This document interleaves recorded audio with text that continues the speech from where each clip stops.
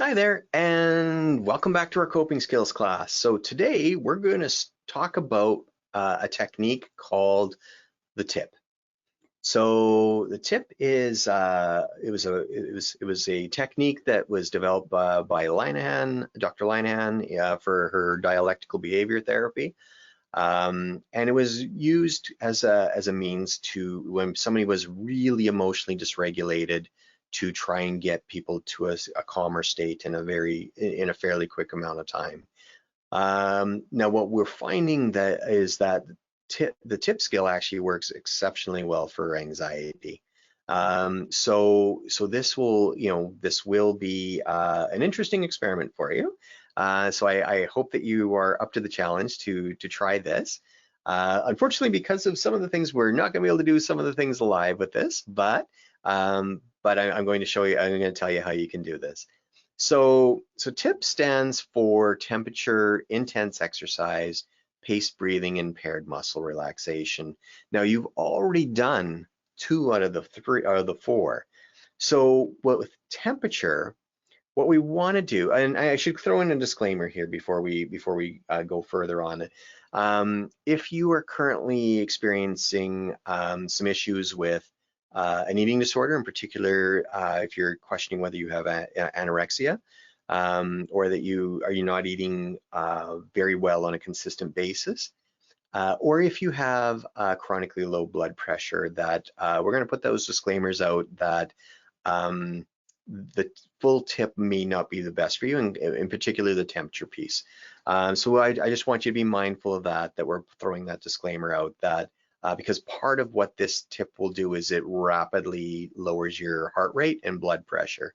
And so we want to make sure that you're safe. I mean, the whole point of this is to make your life better, not create a different scenario. So or a more challenging scenario. So with that said, um, temperature. So with most mammals, and particularly with humans, have retained this feature, is we have what's called a dive reflex. And so when our faces are introduced to cold and wet, there are receptors around the eyes and nose that signal that we're going on a cold water dive. And so what that does is it shunts the blood and drops your blood pressure and heart rate to protect the core and to conserve oxygen. And so we're using this as a bit of a hack to rapidly reduce your heart rate. And so this works well with panic, this works well with anxiety, and if you're feeling really dysregulated, so just super upset, there was a major event happening. So now the good thing is it doesn't have to be for a prolonged period of time, but what we have clients do here is we get them to get either a big bowl of cold water and dunk their face into it, or if that's too threatening for them, we'll get them to splash water on their face. Again, it has to be cold. And if that is a little bit too much, then we get people to put cold cloth or cloth in the cold water, wring it out, put it on their face. But the one thing that is consistent is that it has to be cold and it has to be wet. Those two conditions have to kind of exist. It doesn't have to be ice water, but the colder, usually the better. And again, so this is all about stopping those stress chemicals from going through your body. And so the only way to do that is to really concentrate on getting that heart rate down. So the temperature piece is about getting your heart rate down in a very quick amount of time. So now if that doesn't work, or you're still feeling really upset or really anxious, the next thing to do is intense exercise. And so this doesn't have to be for prolonged periods of time, 5 to 10 minutes, or even a couple minutes, depending on what the exercises are. We've had some clients that would literally hit to the ground and do as many push-ups as they can in one go without stopping. Again, it all depends on what your fitness level is. So if there's any kind of issues with heart issues, or there's some medical concerns that you have some concerns about, I would check with a physician.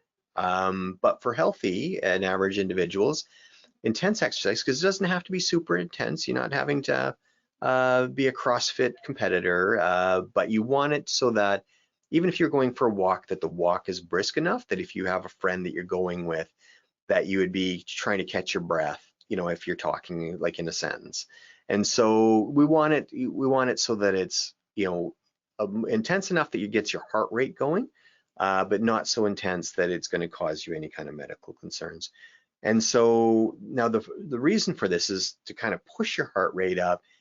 We're starting to hit those homeostasis mechanisms in your own body. So what ends up happening is the parasympathetic system tries to kick in and bring you back down after exercise.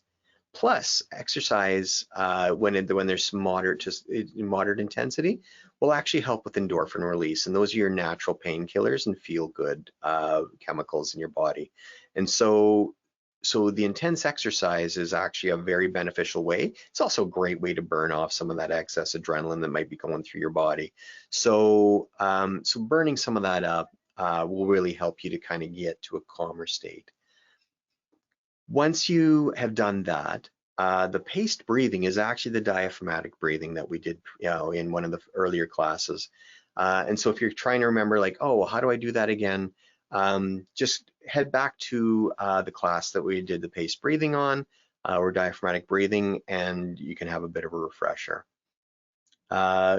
The next one is a paired muscle relaxation, which is another name for progressive muscle relaxation. And we just did that in the last couple series. So that, and if you're just coming here and this is the first video that you're seeing, I would encourage you to go back and revisit some of these.